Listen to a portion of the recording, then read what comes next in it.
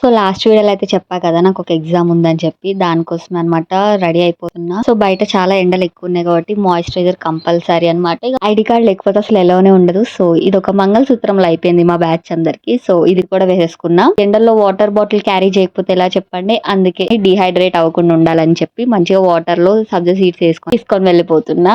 ఎండలకి ice cream తినకుండా ఎలా ఉంటాం చెప్పండి, ఇంకా అందుకని ఐస్ క్రీమ్ కూడా కొనుక్కొని అయితే తినుకుంటూ అయితే వెళ్ళిపోతున్నా. సో ఎండలో ఇంకా అటు ఇటు పడైతే కాలేజ్కి అయితే వచ్చేసాయి. ఇక కాలేజ్కి రాగానే ఒకసారి అన్ని రివైజ్ చేసుకుంటున్నా.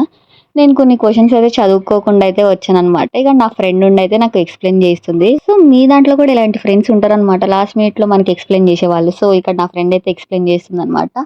సో ఇక అవి కూడా వినేసి మొత్తం ప్రిపేర్ అయితే ఒకసారి అయితే అయిపోయాను. ఎగ్జామ్కి అయితే టైం అవుతుంది, ఇక చలో ఎగ్జామ్కి వెళ్ళిపోదాం. ఇక్కడ నా ఫ్రెండ్ ఉండి అయితే సీక్రెట్గా అయితే వీడియో తీసిండు అనమాట.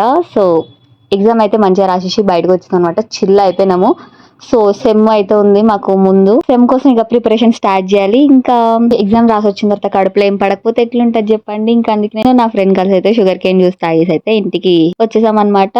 ఇక ముందు వీడియోస్ చాలా ఇంట్రెస్టింగ్ గా పెడదామని చూస్తున్నా. సో మీ అందరు సపోర్ట్ ఉంటే ఇంకా మంచి వీడియోస్ అయితే పోస్ట్ చేస్తా. హెయిర్ కేర్ గురించి పెడదాం అనుకుంటున్నా. మీ ఒపీనియన్ ఏంటో కామెంట్ చేసేయండి. ఉంటా మరి, బై బాయ్.